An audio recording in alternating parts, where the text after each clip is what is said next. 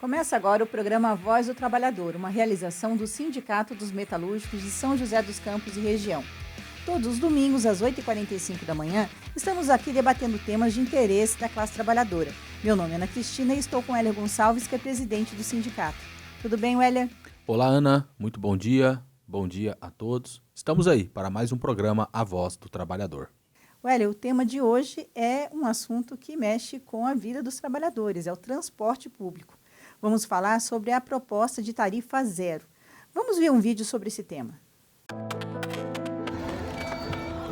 O transporte consome horas do dia de milhões de trabalhadores. Tarifas altas, ônibus lotados e um serviço precário são uma realidade nas cidades brasileiras. É diante desse cenário que o debate sobre a tarifa zero avança no país, e já a realidade em cerca de 150 municípios. Qual a proposta deste modelo? Como ele funciona na prática? Quem paga a conta? Essas e outras questões são o tema do programa A Voz do Trabalhador. Weller, a tarifa zero ela é defendida cada vez mais como uma solução urgente no país. Por quê? Olha, Ana, acho que quando a gente discute o transporte coletivo, já vem na nossa cabeça os ônibus lotados, em especial nos horários de pico, e o congestionamento que tem, principalmente nas grandes cidades. Outra questão importante é que o próprio governo federal está discutindo o tema. Já estão fazendo estudos porque são mais de 100 cidades no nosso país que já têm essa modalidade de tarifa, ou de forma parcial ou já na totalidade. Porque hoje a realidade é que o transporte coletivo ele consome cerca de 15% do salário do trabalhador. Muitas empresas fornecem para o trabalhador o passe de ônibus, assim que a galera geralmente comenta no local de trabalho, e desconta 6%. Isso é o que acontece. Mas tem muitos trabalhadores que pagam o transporte coletivo do seu bolso, e não só os trabalhadores, mas também os estudantes, por mais que você tenha até a situação do estudante estar pagando meia passagem ou até em algumas cidades uma situação um pouco diferente. Mas a defesa da tarifa zero ela vem aumentando cada vez mais e a gente precisa discutir este tema junto com toda a sociedade. Se a gente tem a tarifa zero, o quão isso melhoraria a qualidade de vida e isso melhoraria também para a cidade. Weller, esse debate sobre a tarifa zero considera o transporte como um direito, assim como a educação, moradia. Mas no caso sendo por empresas privadas, como é que fica isso? Olha, Ana, o resumo é a troca de um direito essencial por uma mercadoria, porque nós vivemos no sistema capitalista onde, em primeiro lugar, vem o lucro. E é importante dizer, talvez uma parte da população não saiba disso, que na maioria das cidades existem os subsídios que as prefeituras concedem para essas empresas privadas, para garantirem e aumentarem cada vez mais os seus lucros. Então, quando é calculado ali o valor do transporte coletivo, o valor do passe de ônibus que a população paga, ali está garantido também um subsídio para essas empresas que são privadas e que pensam exclusivamente em relação aos seus lucros. Existe uma discussão, Ana, quando a gente faz esse debate muitas vezes, que na categoria dos condutores, aqueles que são cobradores questionam, poxa, mas se tiver a tarifa zero e ninguém for pagar, não vai ter mais a necessidade de ter o cobrador. E aí, com isso, a gente vai perder o nosso emprego. Nós defendemos a tarifa zero e a partir do momento que tenha a implementação disso, que tenha a garantia do emprego do cobrador, que possa fazer ali... tirar a sua carteira de habilitação para ser motorista ou que seja designado para outros setores que tenha dentro da empresa. Então, acho que isso é importante colocar, que a gente defende a garantia dos empregos de todos e isso dá para fazer tendo aí a garantia da tarifa zero, sim. O que falta é vontade política. Isso até porque os cobradores já vêm sendo retirados pelas empresas Em muitas privadas, né, cidades Weller? não tem, exatamente. No caso também, Weller, a gente vê casos que as empresas estão há décadas controlando os transportes nas cidades. Como é que você vê essa situação?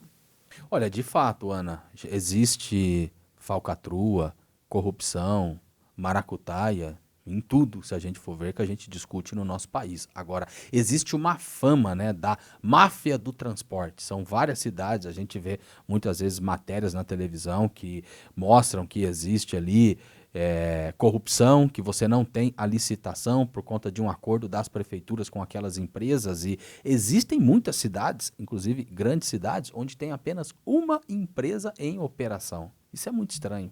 E mesmo em outras que tenham mais que uma, é décadas, é 20, 30, 40, 50 anos daquela mesma empresa. E o que a gente defende? A gente defende a participação popular.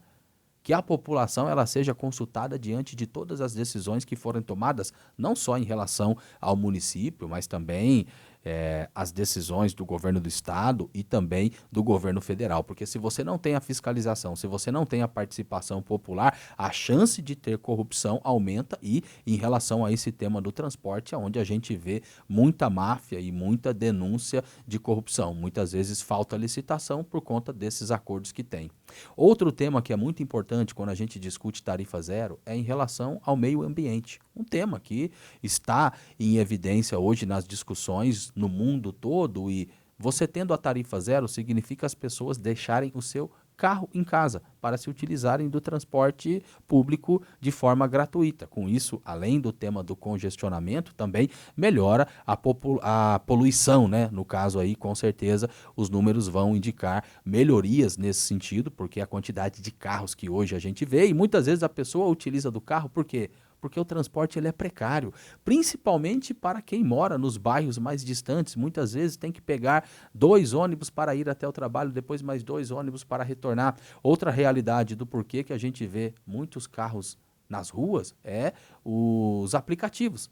Porque se você for ir até o centro da cidade com a sua família, se for 3 ou 4 pessoas, aquilo que você vai pagar de passagem de ônibus, e que em muitas cidades os valores são muito caros, você ir com o transporte de aplicativo fica mais barato. Então, se você tem a tarifa zero, é uma melhoria em todos os sentidos. E já que o tema está sendo discutido e debatido também junto ao governo federal, a gente acha que a gente precisa discutir este tema junto com toda a sociedade e a gente fazer uma mobilização para que tenha aí a tarifa zero em todo o nosso país. Nós achamos que isso é possível e aqui a gente está discutindo melhoria na qualidade de vida de toda a população. Perfeito, Heller. Bom, a gente vai dar uma parada para o intervalo, mas voltamos daqui a pouquinho para continuar esse bate-papo.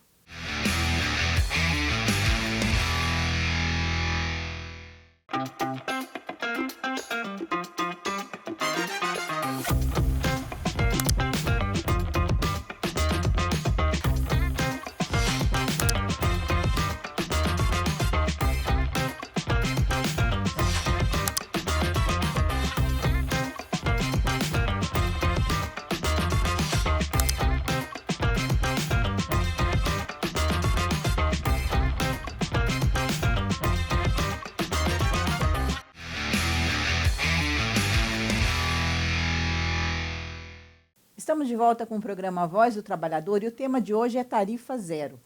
Weller, vamos dar continuidade aqui à nossa conversa. Como então a gente algumas coisas que você já apontou. Vou te refazer a pergunta. A tarifa zero, então, ela é uma proposta viável? Já está demonstrado isso? Sim, Ana, são mais de 150 cidades no Brasil que já têm a modalidade da tarifa zero. E eu vou citar aqui 3 cidades que são grandes cidades em 3 estados que são importantes do nosso país. Por exemplo, em Caucaia, Ceará, uma cidade com mais de 370 mil habitantes, tem tarifa zero.